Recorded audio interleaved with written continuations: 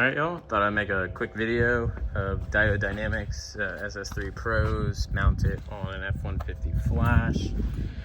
Got the switch in the cabin now.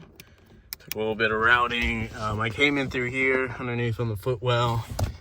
Came down here on the grommet. I didn't actually cut into the grommet. I went around and just put a lot of electrical tape and insulation around it so it doesn't chip away at the ears. And then let's see what's open. Her up. Quick sneak peek of a LS swapped Volvo being built. But come in here. As you can see, I put the positive terminal clamp down in that accessory clamp. The ground is there on the left back there, and the relay just put up there with a bolt.